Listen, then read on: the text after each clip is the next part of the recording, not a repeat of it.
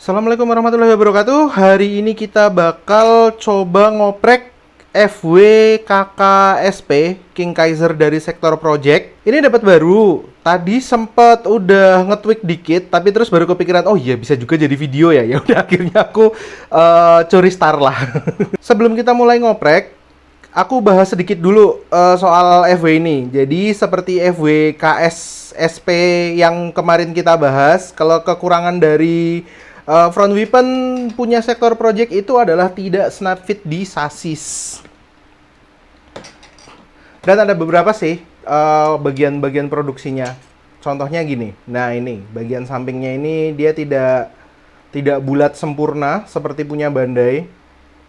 Bolongannya juga, terus finishing produknya juga tentu saja tidak sebagus Bandai.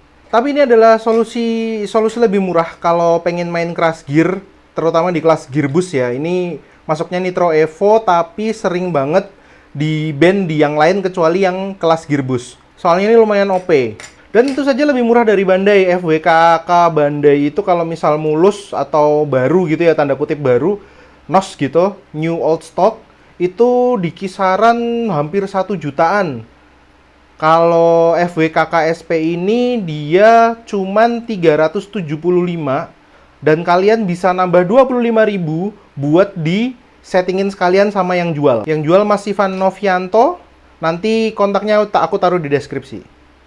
Disclaimer dulu dari awal, aku tidak terlalu berbakat soal oprek-mengoprek sebenarnya, dan misal pun bisa jadi hasilnya biasanya tidak bakal rapi. Kalau kalian juga ngalamin hal yang sama kayak aku, tidak pede dengan skill ngopreknya, kalian bisa minta tolong orang lain untuk ngoprekin FW kalian. List-list orang sangar-sangar itu aku taruh di deskripsi, jadi pastiin cek deskripsi nanti ya.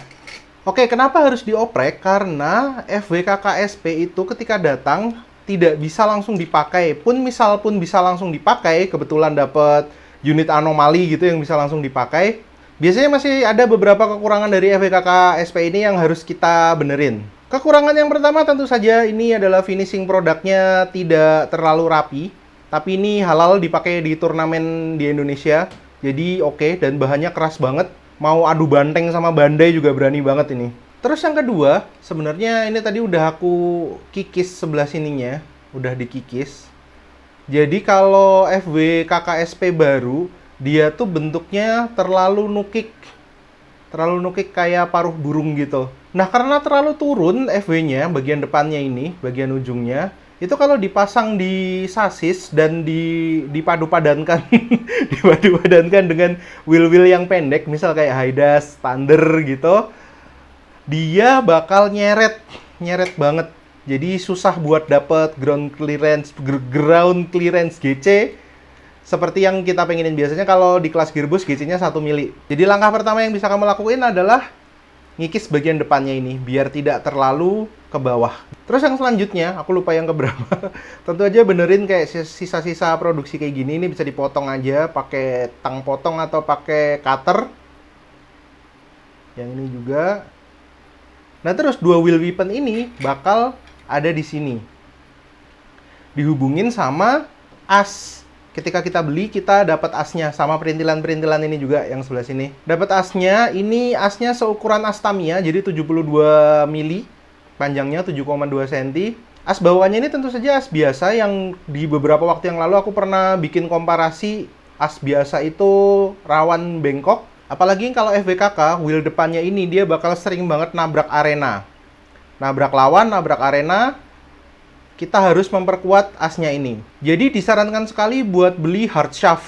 Beli aja hard shaft punya Tamiya gitu nggak apa-apa. Ini panjangnya 72 mili. Atau kalau pengen yang bener-bener kuat dengan harga terjangkau dan ukurannya bisa disesuaikan, aku rekomendasiin beli di DR7. DR7 Unique itu nama di Tokped, nama akunnya. Itu orang Kulon Progo, nanti linknya aku taruh di bawah. Kalau misal mau ngubungin langsung ya nggak apa-apa, nanti kontak FB-nya aku taruh di bawah. Dengan ganti hard shaft baja gitulah. Kalau misal punya uang lebih ya beli yang naci gitu ya nggak apa-apa. Diharapkan nanti bagian depannya tidak geol. Oke, sebelum kita bongkar-bongkar bagian dalamnya, kita seperti biasa kita fitting dulu ke sasis. Direkomendasikan sasis sama wheelnya udah fix duluan ya, mau pakai sasis sama wheel yang mana? Kalau aku pengen pakai sasis dan wheel yang ini. Ini aku coba masukin dan tidak bisa masuk, terlalu besar. Mepet banget sebenarnya. Ini kalau dipaksa bisa masuk, cuman kalau FW-nya terlalu besar dan dipaksa masuk, itu ada kemungkinan nanti sasisnya bakal memuai kayak ngembang dipaksa membesar gitu. Dan itu adalah salah satu alasan utama CG kalian menjadi geol dan gerakan pas di arena ngawur. Jadi kita kecilin dulu. Kita bongkar bagian dalamnya.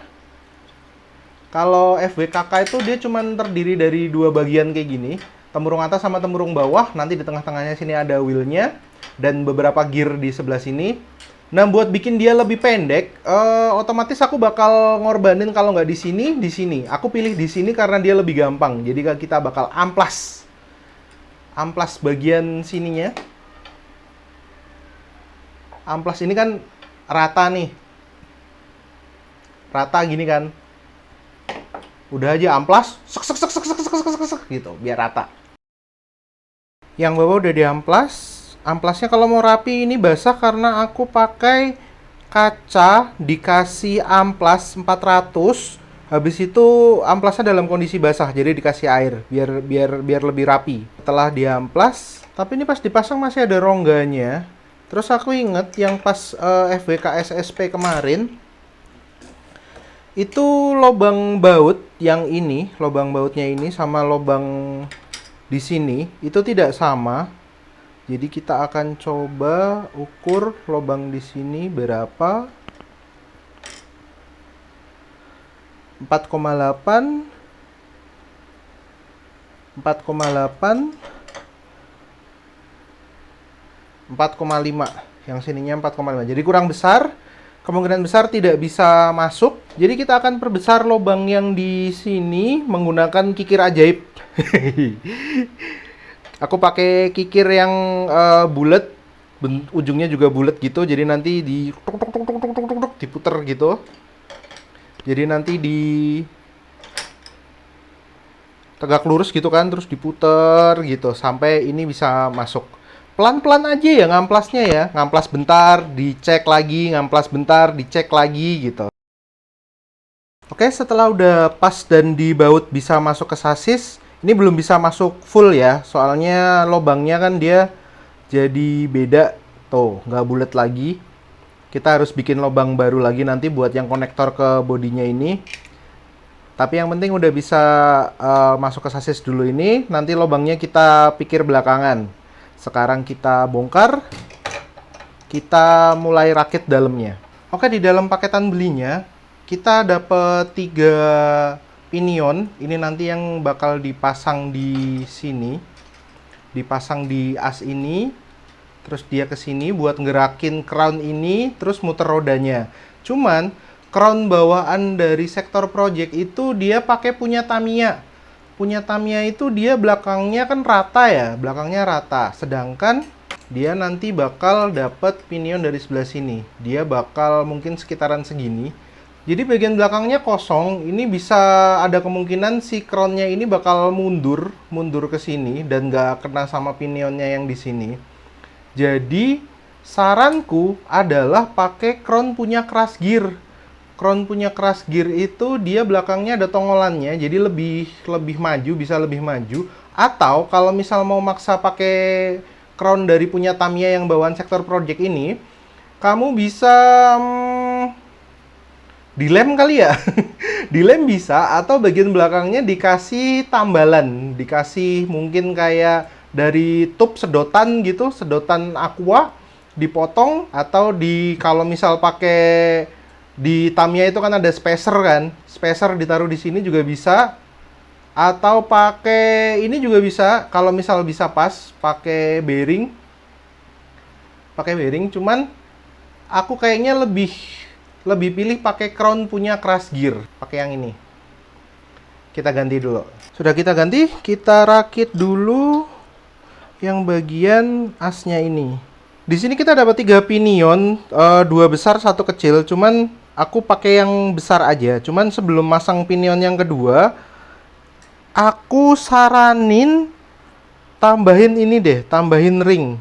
Ring ini ring Tamiya. Ini fungsinya nanti dipasang di belakang pinion, dia jadi yang nempel di plastik sini bukan langsung pinion tapi ada kehalang ring dulu. Jadi dipakai buat pengganjal. Nah, tujuannya apa? Tujuannya adalah biar plastik ini, plastik dudukan asnya itu tidak termakan, tidak terkikis. Soalnya neng basa Jawa kepangan. Tidak terkikis sama pinionnya ketika muter. Nah, nanti kayak gini. Belakang pinion ada ring, belakang pinion ada ring. Di wheel ini nanti perintilannya bakal banyak banget. Jadi sebelah sini itu ada ring yang flat. Itu fungsinya biar wheelnya ini tidak terlalu nabrak sama tempurung atas. Terus ada bearing besi. Terus di belakangnya ada spacer wheel. Ini aku pakai spacer yang berjarak. Ada tongolannya, bentuknya kayak topi. Dia melengkung gitu. Fungsinya nanti biar di sini kan bearingnya itu tidak geser-geser ke bagian dalam. Jadi buat nahan yang sebelah sini. Habis itu ada crown. Bahkan dengan crown yang aku pakai punya crash gear pun, aku masih butuh spacer satu lagi. Karena ini tadi dia pas aku coba tidak nempel sama pinionnya ini, jadi aku ganjel lagi. Kalian bisa ganjel pakai apapun. Terus habis itu yang sebelah sini rutanya sama, spacer yang tidak flat, bearing, terus yang ring spacer flat. Nah, semacam ini ketika sudah dipasang, jadi hidup ganjelan. ganjelan ya. Pokoknya kalau misal itu tidak pas, ganjel aja. Oke, kita coba tutup.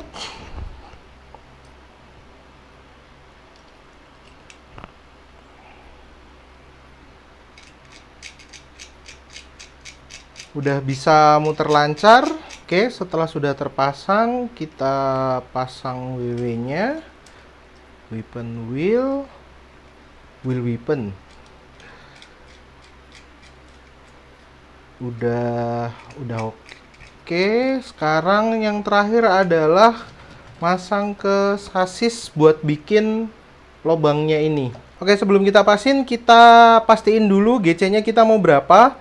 Biasanya kalau di kelas gearbus itu GC yang dipakai adalah 1 mili. Cuman kalau yang di KSSP kemarin aku kan pakai akrilik 2 mm.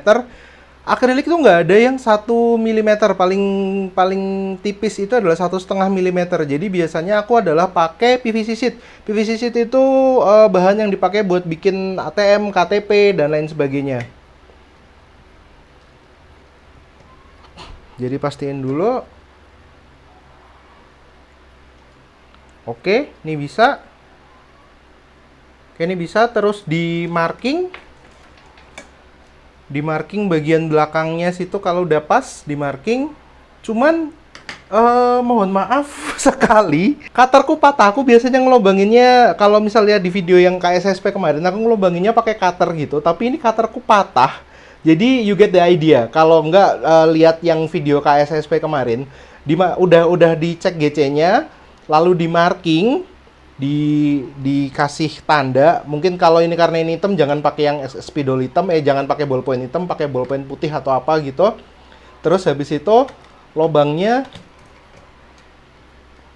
digedein sesuai markingannya untuk bisa masuk ke sasisnya. Semacam kayak gitu. Jadi cutterku patah, gak ada serep lagi.